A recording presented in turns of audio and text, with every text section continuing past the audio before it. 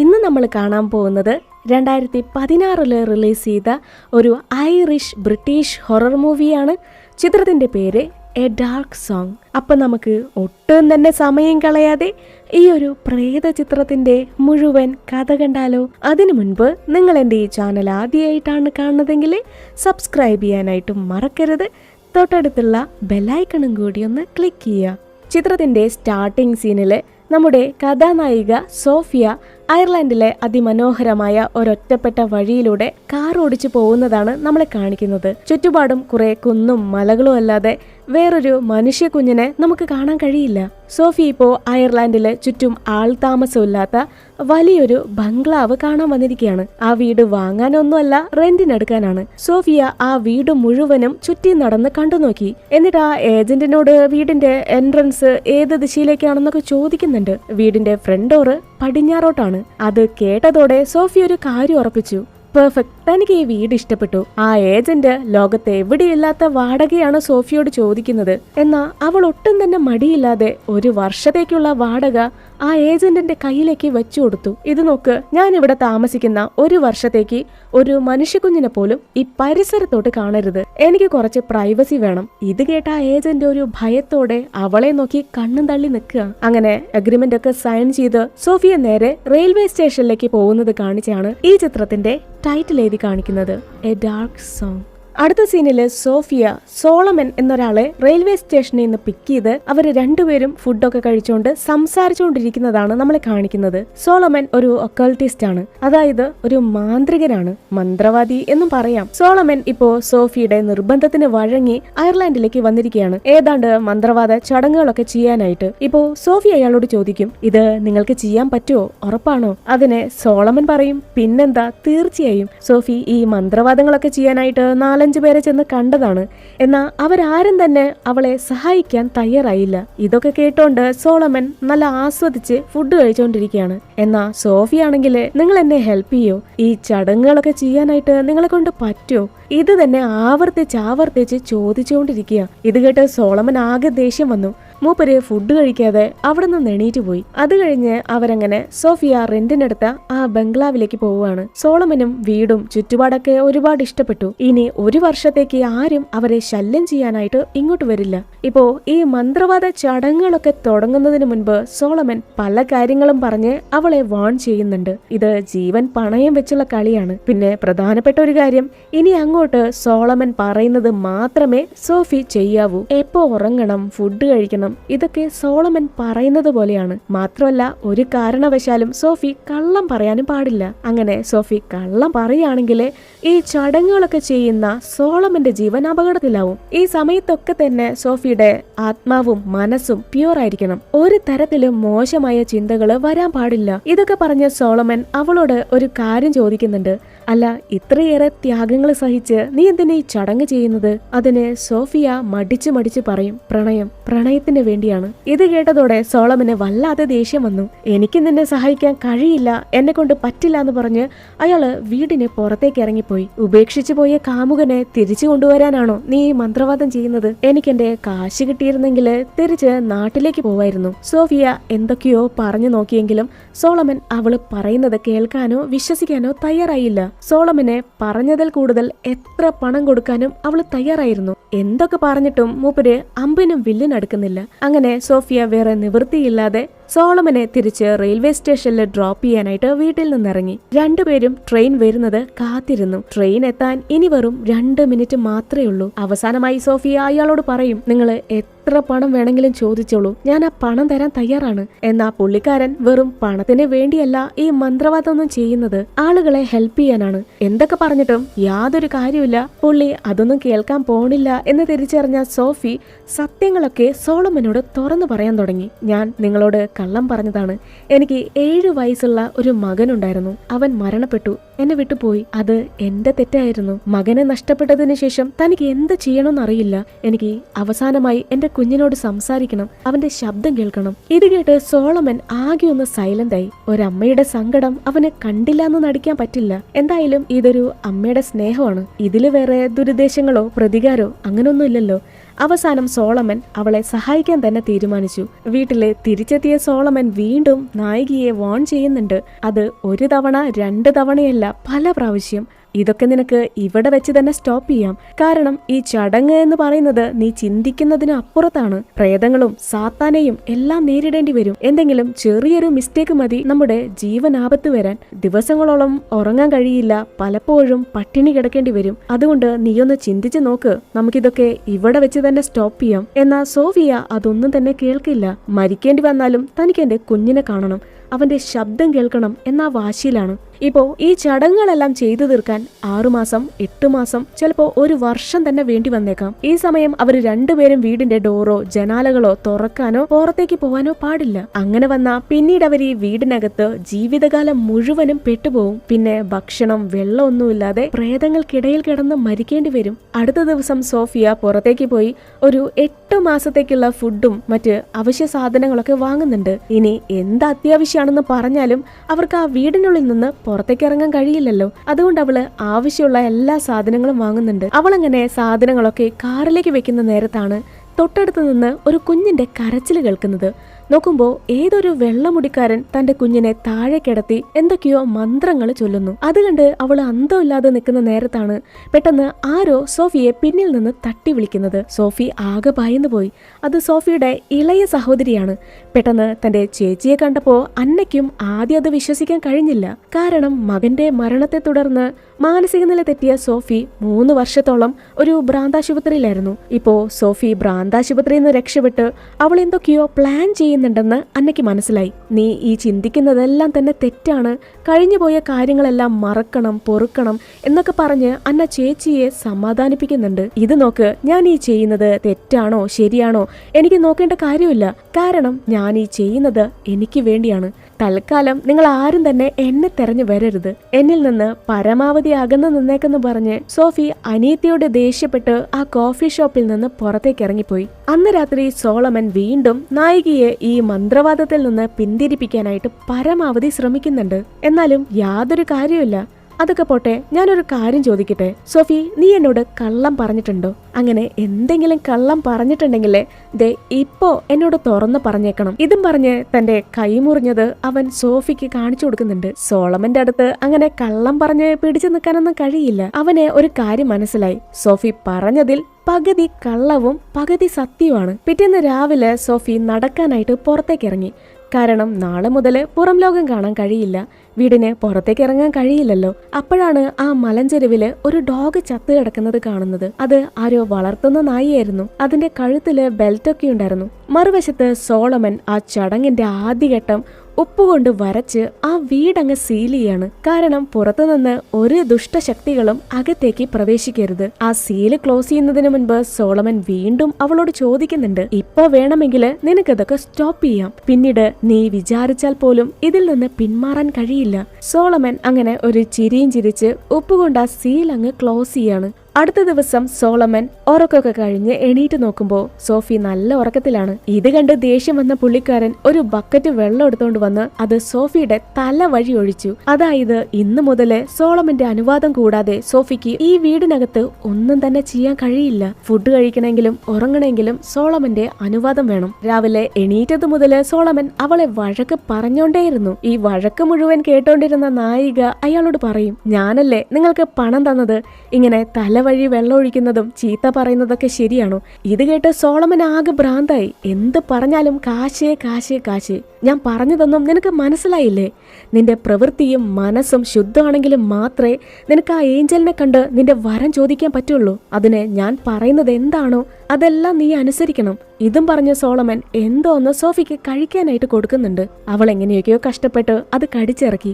അടുത്ത ദിവസം സോളമൻ ചുരിദാറൊക്കെ ഇട്ട് മെയിൻ ഹാളിലെ ഏതാണ്ട് കുറെ വൃത്തങ്ങളും മന്ത്രങ്ങളൊക്കെ എഴുതി സോഫിയെ ഒരു വൃത്തത്തിനകത്ത് പിടിച്ചിരുത്തി. ആ വൃത്തങ്ങളൊക്കെ സോഫി അതിജീവിച്ച് കടന്നു പോവേണ്ട ഓരോരോ ഘട്ടങ്ങളാണ്. ആ നടുക്കുള്ള വലിയ വൃത്തത്തിലാണ് ഏഞ്ചല് പ്രത്യക്ഷപ്പെട്ട് അവൾക്ക് വേണ്ട വരം കൊടുക്കുക. അതിന് മാസങ്ങളോളം കാത്തിരിക്കണം. സോളമൻ അതിനുവേണ്ടി അവൾക്ക് കുറെ മന്ത്രങ്ങൾ പറഞ്ഞു കൊടുക്കുന്നുണ്ട്. അതെല്ലാം തന്നെ സോഫി മറ്റൊരു നോട്ട്ബുക്കിൽ പകർത്തി എഴുതാണ്. അങ്ങനെ അതിന്റെ അടുത്ത ദിവസം സോഫിയെ മറ്റൊരു വൃത്തത്തിലിരുത്തി ഓപ്പോസിറ്റ് ഒരു കല്ലെടുത്ത് വെച്ചിട്ട് സോളമൻ അവളോട് പറയുന്നുണ്ട്, ഇനി 2 ദിവസത്തേക്ക് നീ ഈ വൃത്തത്തിനകത്ത് തന്നെ ഇരിക്കണം. ഭക്ഷണമില്ല, വെള്ളമില്ല, എന്ത് അത്യാവശ്യമാണെങ്കിലും ദേ ഇവിടെ സാധിച്ചോണം. ഇനി അഥവാ നീ ഈ റൂള് ബ്രേക്ക് ചെയ്യുകയാണെങ്കിൽ 6 ദിവസം പട്ടിണി കിടന്ന് ഈ ചടങ്ങ് വീണ്ടും ചെയ്യേണ്ടി വരും. പറഞ്ഞത് മനസ്സിലായല്ലോ. അടുത്ത 2 ദിവസം സോഫി ആ വൃത്തത്തിലിരുന്ന് തുടർച്ചയായി മന്ത്രങ്ങൾ ചൊല്ലിക്കൊണ്ടേയിരുന്നു. ആ ഇരുന്ന ഇരിപ്പിൽ തന്നെ യൂറിൻ പാസ് ചെയ്യുന്നുണ്ട്. അതെല്ലാം ക്ലീൻ ചെയ്യുന്നത് നമ്മുടെ സോളമൻ തന്നെയാണ്. അങ്ങനെ ദിവസങ്ങൾ കടന്നുപോയി. ഇപ്പൊ സോഫിക്ക് ആകെപ്പാടെ ഒരു കൺഫ്യൂഷനാണ്. ഞാൻ ഈ ചെയ്യുന്ന ചടങ്ങുകൾ ആക്ച്വലി വർക്ക് ചെയ്യുന്നുണ്ടോ? അതിന്റെ യാതൊരു ലക്ഷണങ്ങളും കാണാനില്ല. ഈ വീട്ടിലേക്ക് വന്ന ദിവസം മുതല് സോളമൻ ഒരു നായയുടെ കൊര കേൾക്കുന്നുണ്ട്. എന്നാ സോഫിയാണെങ്കിലേ അങ്ങനെ ഒരു ശബ്ദങ്ങളും കേട്ടിട്ടില്ല. അവരാ കാര്യങ്ങളെക്കുറിച്ച് സംസാരിച്ചുകൊണ്ടിരിക്കുന്ന നേരത്താണ് പെട്ടെന്ന് അടുക്കളയിലെ ജനാലയിലെ ഒരു കാക്ക വന്നിടിച്ച് ചത്തു വീഴുന്നത്. അത് കണ്ട് സോളമൻ പറയും, ഇതാണ് നീ പറഞ്ഞ അടയാളങ്ങള്. നമ്മള് ശരിയായ പാതയിലാണ്. ഇതുപോലെ തുടർന്ന് നിനക്ക് എന്തെങ്കിലും സൈൻ കാണാൻ പറ്റും. അതിനെ നീ കണ്ണു തുറന്ന് ചുറ്റും നോക്കണം. നിന്റെ ശ്രദ്ധ വിടാതിരിക്കുക. അങ്ങനെ വീണ്ടും ദിവസങ്ങൾ കടന്നു പോയിക്കൊണ്ടിരുന്നു. ഓരോ ദിവസങ്ങൾ കഴിയും തോറും ചടങ്ങുകളുടെ കാഠിന്യം കൂടിക്കൊണ്ടേയിരുന്നു. സോഫി കുറേയധികം ത്യാഗങ്ങൾ സഹിച്ചു വേണം ഈ ചടങ്ങ് പൂർത്തിയാക്കാൻ. അവള് ദിവസങ്ങളോളം ഉറങ്ങാതെ, ഭക്ഷണം കഴിക്കാതെ വെള്ളത്തിന് താഴെ തന്നെ ഇരിക്കണം. അവള് തണുത്തു വിറച്ച് താഴേക്ക് മറഞ്ഞു വീണു. ഉറങ്ങിയിട്ട് 5-6 ദിവസങ്ങളായി. അവളെ കൊണ്ട് ആ തണുപ്പ് സഹിക്കാൻ പറ്റുന്നില്ല. തുടർന്നുള്ള ദിവസങ്ങളിലെ ക്ലെൻസിങ് റിച്വൽസ് ആണ്. സോഫിയുടെ സോൾ പ്യൂർ ആയിരിക്കണം. ആരോടെങ്കിലും ദേഷ്യമോ പ്രതികാര ചിന്തയോ അങ്ങനെ ഒന്നും തന്നെ പാടില്ല. അങ്ങനെ എന്തെങ്കിലും ആരോടെങ്കിലും ദേഷ്യമൊക്കെ ഉണ്ടെങ്കിൽ അതൊക്കെ ഇപ്പോ സോളമനോട് തുറന്നു പറയാം. അല്ലെങ്കിൽ അത് സോളമന് തന്നെ ആപത്തായിരിക്കും. എന്നാ സോഫി ആണെങ്കിൽ തന്നോട് തെറ്റ് ചെയ്തവരോട് ക്ഷമിക്കാനായിട്ട് തയ്യാറല്ല. പറ്റില്ല, എന്നെ കൊണ്ട് പറ്റില്ല, എനിക്ക് അവരോട് ക്ഷമിക്കാൻ പറ്റില്ല എന്ന വാശിയിലാണ്. അപ്പൊ പിന്നെ സോളമന് അവന്റേതായിട്ടുള്ള വഴികൾ തെരഞ്ഞെടുക്കേണ്ടി വരും. മാക്സിമം അവളെ ടോർച്ചർ ചെയ്ത് സത്യങ്ങള് പുറത്തേക്ക് കൊണ്ടുവരും. അതിനുവേണ്ടി അവൻ തന്റെ കൈ മുറിച്ച് ബ്ലഡ് ഒരു ഗ്ലാസ്സിൽ കളക്ട് ചെയ്ത് അത് കുടിക്കാനായിട്ട് സോഫിക്ക് കൊടുക്കുന്നുണ്ട്. അവളും അത് കണ്ട ആകെ അപ്സെറ്റായി. അവൾക്കത് കുടിക്കല്ലാതെ മറ്റൊരു മാർഗവുമില്ല. എങ്ങനെയൊക്കെയോ അവൾ ആ ബ്ലഡ് കുടിച്ചിറക്കുന്നുണ്ട്. തുടർന്നുള്ള ദിവസങ്ങളിലെ ഇതുപോലുള്ള ടോർച്ചറിങ് അവൾക്ക് സഹിക്കേണ്ടി വന്നു. ഒരു ദിവസം രാത്രി സോഫിക്ക് ആ വീടിനകത്ത് എന്തൊക്കെയോ വിചിത്രമായ ശബ്ദങ്ങൾ കേൾക്കാം. അത് സോഫി മാത്രമേ കേൾക്കുന്നുള്ളൂ. ആരൊക്കെയോ സംസാരിക്കുന്നു, നടക്കുന്നു. ഇത് കണ്ട സോളമൻ അതൊന്നും പേടിക്കേണ്ട ആവശ്യമില്ല എന്ന് പറഞ്ഞ് തറയില് എന്തോ ഒരു സിംബല് വരയ്ക്കുന്നുണ്ട്. ആ ഫ്ലോറിൽ നിന്ന് കേട്ടോണ്ടിരുന്ന ശബ്ദങ്ങള് പെട്ടെന്ന് സ്റ്റോപ്പായി. അടുത്ത ദിവസം സോഫി താൻ പതിവായിട്ട് കാണാറുള്ള സ്വപ്നത്തെക്കുറിച്ച് സോളമനോട് തുറന്നു പറയുന്നു. ഒരു കടൽ തീരത്ത് താൻ ഒറ്റപ്പെട്ടിരിക്കുന്നു. അവിടെ എല്ലാവരും മരിച്ചു കിടക്കാണ്. ആ സമയം ഒരു മുത്തശ്ശി തന്റെ മകന്റെ കൈ പിടിച്ച് അവനെ എന്നിൽ നിന്ന് അകറ്റി കൂട്ടിക്കൊണ്ടു പോവുകയാണ്. ഈ കാര്യങ്ങളൊക്കെ കേട്ട സോളമൻ മറ്റെന്തൊക്കെയോ കാര്യങ്ങളൊക്കെ സംസാരിച്ച് സോഫിയുടെ മൂഡ് തന്നെ മാറ്റി. എന്തൊക്കെയോ തമാശകളൊക്കെ പറഞ്ഞ് അവര് ചിരിക്കുന്നുണ്ട്. ഒരല്പസമയം കഴിഞ്ഞ് സോഫി വസ്ത്രം കഴുകാനായിട്ട് ലോണ്ടറി മുറിയിൽ ഇരിക്കുന്നുണ്ട്. അവള് തന്റെ നോട്ട്ബുക്ക് നോക്കി മന്ത്രങ്ങളൊക്കെ ചൊല്ലിക്കൊണ്ടിരിക്കുകയാണ്. പെട്ടെന്ന് എന്തോ ഒരു ശബ്ദം കേട്ട് അവള് നോക്കുമ്പോ മെഷീന് മുകളില് അവളുടെ മകന്റെ കളിപ്പാട്ടം ഇരിക്കുന്നു. ഈ കളിപ്പാട്ടം 2-3 ദിവസങ്ങൾക്ക് മുൻപ് സോഫിയുടെ ബാഗിൽ നിന്ന് കാണാതായതാണ്. അത് കണ്ടപാടെ തന്നെ അവൾ ഓടിച്ചെന്ന കളിപ്പാട്ടം എടുക്കുമ്പോഴേക്കും ആ കളിപ്പാട്ടം താഴേക്ക് മറിഞ്ഞു വീണു. പിന്നെ ആ സാധനം ആ പരിസരത്ത് എവിടെയും കാണാനില്ല. അവളൊരു ഭ്രാന്തിയെ പോലെ കണ്ണൊക്കെ നിറഞ്ഞ കളിപ്പാട്ടം തെരഞ്ഞു നോക്കിയെങ്കിലും ആ സാധനം അവിടെ കാണാനില്ല. എന്നാ പിന്നീട് അങ്ങോട്ടുള്ള ദിവസങ്ങളില് നായിക ആകെ അപ്സെറ്റായി. കാരണം താൻ ഇത്രയേറെ ത്യാഗങ്ങൾ സഹിച്ച് ആ ചടങ്ങുകളൊക്കെ ചെയ്തിട്ടും യാതൊരു അടയാളങ്ങളും കാണാനില്ല. ഇനി ആ സോളമൻ തന്നെ പറഞ്ഞു പറ്റിക്കുകയാണോ? അവൻ തന്നെ പറഞ്ഞു പറ്റിച്ച് യൂസ് ചെയ്യാൻ ശ്രമിക്കുകയാണോ? അവൾക്ക് യാതൊരു പിടുത്തം കിട്ടുന്നില്ല. അടുത്ത ദിവസം 2 പേരും ഇതിന്റെ പേരും പറഞ്ഞ് 1-2 പറഞ്ഞ് വഴക്കായി. താനിതൊക്കെ സ്റ്റോപ്പ് ചെയ്യാൻ പോവാണ്, ഞാൻ ഈ വീട്ടിൽ നിന്ന് പോവാന്ന് പറഞ്ഞ് സോഫി വീടിന് വെളിയിലേക്ക് ഇറങ്ങാൻ ശ്രമിക്കുന്നുണ്ട്. എന്നാൽ സോളമൻ അതിന് സമ്മതിക്കില്ല. ഒരു കാരണവശാലും ചടങ്ങുകൾ തീരാതെ ഡോറ് തുറക്കാനോ പുറത്തേക്ക് ഇറങ്ങാനോ പാടില്ല. ഇപ്പോ ഏകദേശം 5-6 മാസങ്ങൾ കഴിഞ്ഞു. എത്രയും വേഗം തന്നെ നിനക്ക് നിന്റെ മകനോട് സംസാരിക്കാം, ഞാൻ പറയുന്നത് കേൾക്ക്. അങ്ങനെ ഒരു വിധത്തില് സോളമൻ അവളെ കാര്യങ്ങളൊക്കെ പറഞ്ഞ് മനസ്സിലാക്കി. അങ്ങനെ അടുത്ത ദിവസം രാവിലെ സോഫി തന്റെ മുറിക്ക് പുറത്തേക്ക് ഇറങ്ങുമ്പോ മുറിക്ക് വെളിയില് കുറച്ച് പൂക്കൾ കിടക്കുന്നുണ്ടാവും. അതുകൊണ്ട് സോഫി ആകെ എക്സൈറ്റഡ് ആയി. കാരണം ആ പൂക്കളൊക്കെ ഏഞ്ചല് സോഫിക്ക് ഗിഫ്റ്റ് ആയിട്ട് കൊടുത്തതാണ്. അതിനർത്ഥം അധികം വൈകാതെ തന്നെ തന്നെ അവൾക്ക് മാലാഖയെ കാണാം, തന്റെ മകനോട് സംസാരിക്കാം. ഇപ്പോ സോഫി ആ ഏഞ്ചല് പ്രത്യക്ഷപ്പെടും എന്ന് പറഞ്ഞ വൃത്തത്തിലിരുന്ന് പ്രാർത്ഥിക്കുന്ന സമയത്ത് മുകളിൽ നിന്ന് നിറയെ സ്വർണ്ണക്കടലാസ് പറന്നു വീഴാൻ തുടങ്ങി. അങ്ങനെ വീണ്ടും ദിവസങ്ങൾ കടന്നുപോയിക്കൊണ്ടിരുന്നു. ഇപ്പോ പഴയതുപോലെ യാതൊരു സൂചനകളോ അടയാളങ്ങളോ കാണാനില്ല. സോഫിക്ക് ഭ്രാന്ത് പിടിക്കുന്നത് പോലെ തോന്നി. അവള് സാധനങ്ങളൊക്കെ വലിച്ചെറിഞ്ഞ് സോളമനോട് ഒത്തിരി ചൂടായി. നിങ്ങള് എന്നെ പറഞ്ഞു പറ്റിച്ചതല്ലേ? അത് കേട്ട് മൂപ്പർക്ക് ആകെ ദേഷ്യം വന്നു. സോഫി, നീ എന്നിൽ നിന്ന് എന്തെങ്കിലും ഒളിക്കുന്നുണ്ടോ? അതുകൊണ്ടാണോ നിനക്ക് ആ ഏഞ്ചലിനെ കാണാൻ പറ്റാത്തത്? അത് കേട്ടതോടെ കലിതുള്ളി നിന്നിരുന്ന സോഫി ആകെ ഒന്ന് സൈലന്റ് ആയി. അത് കണ്ട് സോളമൻ ആകെ ഷോക്കായി. അതെ, ഞാൻ കള്ളം പറഞ്ഞു. നിങ്ങൾ എന്നെ എന്ത് ചെയ്യും? ഇത് കേട്ടതോടെ സോളമന്റെ കൺട്രോൾ അങ്ങ് പോയി. പിന്നെ അവിടെ പിടിവലി ബഹളമായി. അതെ, ഞാൻ കള്ളം പറഞ്ഞു. എനിക്ക് പ്രതികാരം ചെയ്യണം. അതിനുവേണ്ടിയാ ഞാൻ ഈ ചടങ്ങുകളൊക്കെ ചെയ്യുന്നത്. സത്യത്തില് സോഫിയുടെ മകൻ മരിച്ചത് അപകടത്തിൽപ്പെട്ടല്ല, അത് നുണയായിരുന്നു. 3 വർഷങ്ങൾക്ക് മുൻപ് വിദേശികളായ കുറച്ച് ടീനേജ് പിള്ളേര് എന്തൊക്കെയോ റിച്വൽസ് ഒക്കെ ചെയ്യുന്നതിന്റെ പേരില് സോഫിയുടെ 7 വയസ്സ് മാത്രമുള്ള കുഞ്ഞിനെ കൊന്നുകളഞ്ഞു. എനിക്ക് അവരോട് പ്രതികാരം ചെയ്യണം. അതിനിപ്പോ എന്താ, നിങ്ങൾ ഈ ചടങ്ങ് നിർത്താൻ പോവാണോ? ഇത് കേട്ടതോടെ സോളമന്റെ തലയൊക്കെ പെരുക്കാൻ തുടങ്ങി. നീ എന്താ ഈ പറയുന്നേ? ചടങ്ങ് നിർത്താനോ? അതൊരിക്കലും നടക്കില്ല എന്ന് പറഞ്ഞ് അയാള് തല പുകഞ്ഞോണ്ട് സോഫിയുടെ ഈ തെറ്റിനുള്ള പ്രതിവിധി തെരയുന്നുണ്ട്. ഒരിക്കലും ഈ ചടങ്ങുകളൊക്കെ ചെയ്യുന്നത് ആരെങ്കിലും ദ്രോഹിക്കാനോ പ്രതികാരം ചെയ്യാനോ ആയിരിക്കരുത്. അത് സോളമൻ അവളോട് മുന്നേ പറഞ്ഞിരുന്നതാണ്. അങ്ങനെ വന്ന അവരുടെ രണ്ടുപേരുടെയും ജീവൻ നഷ്ടപ്പെടും. അവസാനം സോളമൻ ഈ തെറ്റിനെ മറ്റൊരു പ്രതിവിധി കണ്ടെത്തി. സോഫിയുടെ ആത്മാവിനെ ശുദ്ധീകരിക്കുക, അതല്ലാതെ മറ്റൊരു മാർഗവുമില്ല. അന്ന് നട്ടപ്പാതിരിക്ക് ഉറങ്ങിക്കൊണ്ടിരുന്ന സോഫിയെ വിളിച്ചെഴുന്നേപ്പിച്ച് സോളമൻ എന്തൊക്കെയോ മന്ത്രങ്ങളൊക്കെ ചൊല്ലി അവളെ വെള്ളത്തിലേക്ക് മുക്കിക്കൊണ്ടിരുന്നു. അവളും ഇതൊക്കെ ഒരു ചടങ്ങല്ലേ എന്ന് വിശ്വസിച്ച് തനിക്ക് പറ്റില്ല എന്ന് തർക്കിക്കാനൊന്നും നിന്നില്ല. ഇതോടുകൂടി സോഫിയുടെ എല്ലാ പാപങ്ങളും ഇല്ലാതാവും. 2-3 തവണ അവളെ വെള്ളത്തിലേക്ക് പിടിച്ചു മുക്കിയ സോളമൻ തന്റെ കൈയിലെ ബുക്ക് മാറ്റി പിടിച്ച് സോഫിയെ ആ വെള്ളത്തിലേക്ക് തന്നെ പിടിച്ചു മുക്കി. അവളെ കൊണ്ട് ആ ടബിൽ നിന്ന് എണീക്കാൻ പറ്റുന്നില്ല. മരണവെപ്രാളത്തില് സോഫി ആ വെള്ളത്തിൽ കിടന്ന് പെടയാൻ തുടങ്ങി. ഒരല്പസമയത്തിന് ശേഷം സോഫിക്ക് യാതൊരു അനക്കവുമില്ല. അവള് മരിച്ചു കഴിഞ്ഞു. അടുത്ത നിമിഷം തന്നെ ആ വീടിനുള്ളിൽ നിന്ന് ഒരു കുഞ്ഞിന്റെ കരച്ചില് കേൾക്കാം. അത് സോളമൻ കേൾക്കുന്നുണ്ടോന്നറിയില്ല. ഒരു നിമിഷത്തേക്ക് സോഫിയെ നോക്കി കിളി പോയി നിന്നിരുന്ന സോളമൻ പെട്ടെന്ന് തന്നെ നായികയെ ആ ടബിൽ നിന്ന് പുറത്തേക്കെടുത്ത് അവൾക്ക് CPR കൊടുക്കുന്നുണ്ട്. അടുത്തത് 2-3 മിനിറ്റുകൾക്ക് ശേഷം സോഫി കണ്ണു തുറന്നു. അവള് മരണത്തിൽ നിന്ന് തിരിച്ചു വന്നിരിക്കുകയാണ്. ഇപ്പോ അവളുടെ ആത്മാവ് പ്യൂർ ആണ്. ഇപ്പോ സോഫി ആണെങ്കില് പ്രേതം കയറിയതുപോലെ അവനെ കൊല്ലാനുള്ള ദേഷ്യത്തിലിരിക്കുക. അവൾക്കിപ്പോ സോളമനെ തീരെ വിശ്വാസമില്ല. ഇവൻ തന്നെ ടോർച്ചർ ചെയ്ത് രസിക്കുകയാണ്. ആകെ ഭ്രാന്തായി പോയ സോഫി സോളമന്റെ നേരെ ഒരു ഒറ്റ ചാട്ടമാണ്. എന്നെ നീ കൊല്ലാൻ നോക്കിയില്ലെന്ന് പറഞ്ഞ് സോഫി അവനെ ആക്രമിക്കുന്നുണ്ട്. അങ്ങനെ ആകെ അടിപിടി ബഹളമായി. എന്തൊക്കെ പറഞ്ഞിട്ടും സോഫി അതൊന്നും തന്നെ കേൾക്കാനുള്ള മാനസികാവസ്ഥയിലായിരുന്നില്ല. അങ്ങനെ അടിപിടി ബഹളത്തിനൊടുവില് സോളമന്റെ ദേഹത്തുകൂടി ഒരു കത്തി തുളഞ്ഞു കയറി. അതോടുകൂടി രണ്ടുപേരുടെ ദേഷ്യം എങ്ങോട്ട് പോയെന്നറിയില്ല. അവര് രണ്ടുപേരും ഇതൊട്ടും തന്നെ പ്രതീക്ഷിച്ചിരുന്നില്ല. ഇനി എന്ത് മെഡിക്കൽ എമർജൻസി ആണെന്ന് പറഞ്ഞാലും അവരെ കൊണ്ട് ആ വീടിന് പുറത്തേക്ക് ഇറങ്ങാൻ കഴിയില്ലല്ലോ. സോഫി ആകെ പേടിച്ചു പോയി സോറിയൊക്കെ ചോദിച്ച് കരയാൻ തുടങ്ങി. അതിന് സോളമൻ പറയുന്നത്, ഇത് ചെയ്തത് നീയല്ല, നിന്റെ കാവലായ ആ ഏഞ്ചലാണ്. കാരണം ഈ ചടങ്ങുകള് ഇത്രയധികം ത്യാഗങ്ങൾ സഹിച്ച് ചെയ്തത് അത് സോഫിയാണ്. അതുകൊണ്ടാണ് സോളമൻ സോഫിയെ ആക്രമിക്കാൻ ശ്രമിച്ചപ്പോ അത് സോളമന്റെ ജീവന് തന്നെ ആപത്തായത്. സോഫി തന്നെ കൊണ്ട് പറ്റുന്നത് പോലെ സോളമന്റെ ആ മുറിവ് വെച്ചുകെട്ടി. അടുത്ത ദിവസം രണ്ടുപേരും അവരുടെ പഴയ കാര്യങ്ങളൊക്കെ സംസാരിച്ചുകൊണ്ടിരിക്കുക. സോളമൻ ഈ ഒരു മന്ത്രവാദത്തിലേക്ക് വന്നത് അവന്റെ സഹോദരിയെ അവന് നഷ്ടപ്പെട്ടു. സഹോദരി മരണപ്പെട്ടു. അതിനെ തുടർന്നാണ് അവൻ മന്ത്രവാദം പഠിക്കാൻ തുടങ്ങിയതും ആളുകളെ സഹായിക്കാനായിട്ട് ഈ ചടങ്ങുകളെല്ലാം തന്നെ ചെയ്യാൻ തുടങ്ങിയത്. ഇപ്പോ സോളമൻ അവളോട് ചോദിക്കുന്നുണ്ട്, നീ പറഞ്ഞില്ലേ ഈ ചടങ്ങ് ചെയ്യുന്നത് ആരോടോ പ്രതികാരം ചെയ്യാനാണെന്ന്, അവരെ നീ എന്ത് ചെയ്യാൻ പോവാ? അവളും പിന്നെ വീണ്ടും വീണ്ടും കള്ളങ്ങൾ പറയാൻ നിന്നില്ല. കുറച്ച് ടീനേജ് പിള്ളേരെ മന്ത്രവാദം ചെയ്ത് തന്റെ 7 വയസ്സുള്ള മകനെ കൊലപ്പെടുത്തി. സോഫി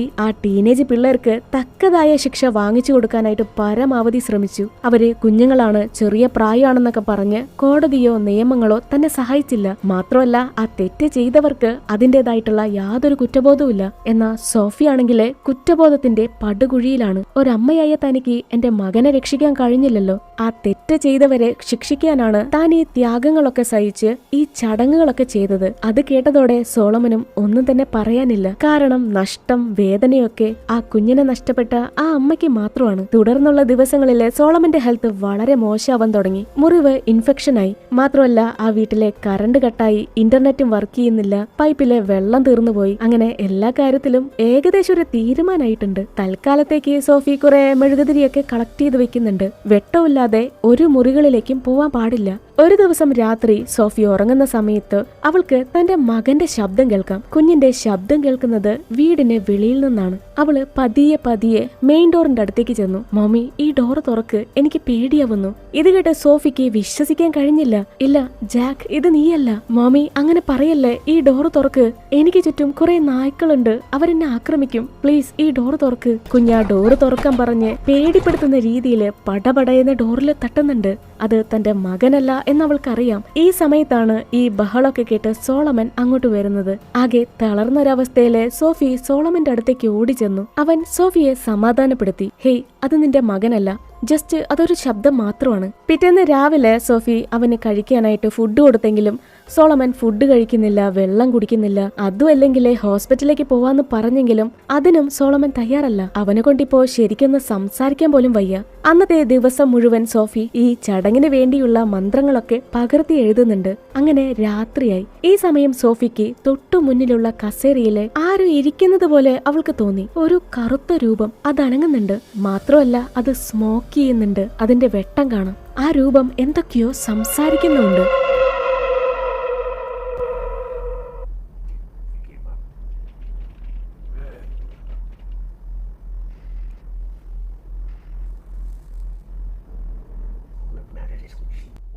അവള് ഭയന്ന് വിറച്ച് പതിയെ പതിയെ മുന്നോട്ട് ചെന്ന് നോക്കി. അടുത്തേക്ക് ചെന്ന് നോക്കുമ്പോ ആ രൂപത്തെ അവിടെ കാണാനില്ല. എന്നാ അതവൾക്ക് തോന്നിയതാണോ? ഒരിക്കലുമല്ല. അവിടെ സ്മോക്ക് ചെയ്ത് വെച്ച സിഗരറ്റ് കാണാം. അതിപ്പോഴും പുകഞ്ഞോണ്ടിരിക്കുകയാണ്. പിന്നെ ആ കസേരയിലെ സോളമന്റെ ഒരു ജാക്കറ്റ് മാത്രമേ ഉള്ളൂ. ആകെ ഭയന്നു പോയ സോഫിക്ക് അന്ന് രാത്രി തനിയെ ഉറങ്ങാൻ പേടിയായിരുന്നു. അന്ന് രാത്രി അവള് സോളമന്റെ മുറിയിലാണ് ഉറങ്ങുന്നത്. എന്നാ പിറ്റേന്ന് രാവിലെ സോഫി ഉറങ്ങി എണീറ്റ് നോക്കുമ്പോ തൊട്ടടുത്ത് കിടന്നിരുന്ന സോളമൻ മരണപ്പെട്ടിരുന്നു. ഇനി എന്ത് ചെയ്യണം? സോഫിക്ക് യാതൊരു പിടിയില്ല. അവൾ ആ വീടിനകത്ത് ഒറ്റപ്പെട്ടു പോയി. എന്തായാലും ചടങ്ങ് തുടർന്ന് ചെയ്തേ പറ്റൂ. അവള് നേരെ മെയിൻ ഹാളിലേക്ക് ചെന്ന് മന്ത്രങ്ങൾ എഴുതിയ ബുക്ക് ഒക്കെ എടുത്തു നോക്കി. എന്നാ ആ ഒരു കാര്യം അവളെ കൊണ്ട് വിശ്വസിക്കാനേ വയ്യ.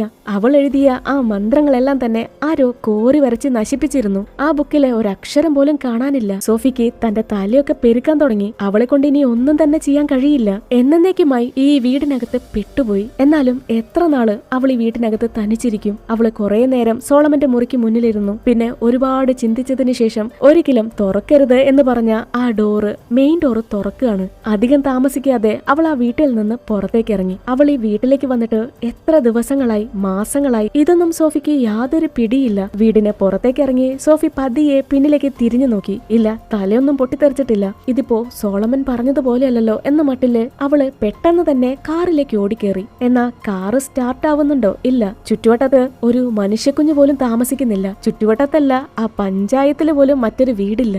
മറ്റൊരു വഴിയില്ലാത്തതുകൊണ്ട് തന്നെ അവള് പതിയെ പതിയെ നടക്കാൻ തുടങ്ങി. പിന്നെ അവള് നടക്കുന്നു. അതുവഴി ഒരു മനുഷ്യനെ പോലും കാണുന്നില്ല. എന്നാ സോഫി മുന്നോട്ട് നടക്കും തോറും അവൾക്ക് ചുറ്റും ഇരുട്ട് മൂടാൻ തുടങ്ങി. അവളങ്ങനെ നടന്ന് അവസാനം ഒരു പാലത്തിനടുത്തെത്തി. അതുകൊണ്ട് സോഫി ഒന്ന് സ്റ്റോപ്പായി. അവള് ടൗണിലേക്കാണ് നടന്നത്. പക്ഷേ അവൾ ഇപ്പോഴും അവിടെ തന്നെ ചുറ്റിക്കറങ്ങിക്കൊണ്ടിരിക്കുന്നത് പോലെ. നോക്കുമ്പോ തൊട്ടുമുന്നിലായി അവൾക്ക് ആ വീട് കാണും. അവൾ ഇത്ര കിലോമീറ്റർ നടന്നിട്ടും വീണ്ടും അവള് ചെന്നെത്തിപ്പെട്ടത് അതേ ബംഗ്ലാവിന്റെ മുറ്റത്താണ്. കാരണം അവൾ ഇപ്പോ ഉള്ളത് ഈ ഭൂമിയിലേ അല്ല. 12 ലോകങ്ങളും കടന്ന് അവളിപ്പോ പ്രേതങ്ങളുടെയും സാത്താന്റെയും ലോകത്താണ്. അതുകൊണ്ടാണ് അവള് പുറത്തിറങ്ങിയിട്ടും മറ്റൊരു വാഹനങ്ങളെയോ മനുഷ്യനെയോ അല്ലെങ്കിൽ വീണ്ടും ഈ വീട്ടിലേക്ക് തന്നെ തിരിച്ചെത്തിയതും. അവള് മനസ്സില്ലാ മനസ്സോടെ ആ വീടിനകത്തേക്ക് കയറി. നോക്കുമ്പോഴേ ഡോറിനെ തൊട്ടായിട്ട് ആരോ വൊമിറ്റ് ചെയ്ത് വെച്ചിരിക്കുന്നു. അതിന് തൊട്ടായിട്ട് തന്നെ തന്റെ കുഞ്ഞിന്റെ ഫോട്ടോ കിടപ്പുണ്ട്. അത് മാത്രമല്ല, ബെഡ്റൂമിലുണ്ടായിരുന്ന സോളമന്റെ ഡെഡ് ബോഡി അതിപ്പോ മുറിക്ക് വെളിയിലാണ്. ആ ഒരു കാഴ്ച കണ്ട് സോഫിയുടെ മുഖത്ത് യാതൊരു ഭാവമാറ്റവുമില്ല. പേടിയില്ല, ആകെ ഒരു മരവിപ്പാണ്. സോഫി തന്റെ മകന്റെ ഫോട്ടോ എടുത്ത് അത് വൃത്തിയായി കഴുകി നേരെ സ്റ്റെയർ കേസിൽ ചെന്നിരുന്ന് സോളമന്റെ ഡെഡ് ബോഡി തന്നെ നോക്കിക്കൊണ്ടേയിരുന്നു. ഈ സമയം ഇരുട്ടിൽ നിന്ന് 2 കൈകൾ വന്ന് സോളമന്റെ ഡെഡ് ബോഡി വലിച്ചോണ്ട് പോകുന്നുണ്ട്. അത് കണ്ടിട്ടും സോഫി കിളി പോയതുപോലെ ഇരിക്കുകയാണ്. മുഖത്ത് യാതൊരു ഭാവമാറ്റവുമില്ല. ആ പ്രേതങ്ങള് സോളമനെ എടുത്തോണ്ട് പോയതും സോഫി ഉറങ്ങാനായിട്ട് നേരെ മുകളിലേക്ക് പോയി. പെട്ടെന്ന് ആ മുറിയിലെ കത്തിച്ചു വെച്ചിരുന്ന തിരികളെല്ലാം തന്നെ അണഞ്ഞുപോയി. ആകെ മൊത്തം ഇരുട്ട്. ഭയന്നു പോയ സോഫി വേഗം തന്നെ മെഴുകുതിരി കത്തിക്കാനായിട്ട് തീപ്പെട്ടി കത്തിച്ചതും സോഫി കാണുന്ന കാഴ്ച ആ വീട് നിറയെ പ്രേതങ്ങളും സാത്താനുമാണ്. പേടിച്ച് വരണ്ടുപോയ സോഫി വെപ്രാളപ്പെട്ട് വേഗം തന്നെ മെഴുകുതിരി കത്തിച്ചു നോക്കി. ഇപ്പോ ആ പ്രേതങ്ങളെയൊന്നും അവിടെ കാണാനില്ല. എന്നാലും ആ വീടിനുള്ളില് പ്രേതങ്ങളുടെ അലർച്ച കേൾക്കാം. ആ ശബ്ദങ്ങള് അവളെ വല്ലാതെ ഭയപ്പെടുത്തി. പേടിച്ചു പോയ സോഫി പെട്ടെന്ന് തന്നെ തൊട്ടടുത്ത മുറിയിലേക്ക് ഓടിക്കേറി ഡോറ് ലോക്ക് ചെയ്യാണ്. മുറിക്ക് വെളിയില് പ്രേതങ്ങള് ഡോറ് തുറക്കാൻ പറഞ്ഞ് കാറി കൂവി ബഹളം വെക്കുന്നുണ്ട് അവളെ കൊല്ലാനായിട്ട്. ഒരല്പസമയം കഴിഞ്ഞ് സോഫിക്ക് ആ മുറിക്ക് വെളിയിൽ നിന്ന്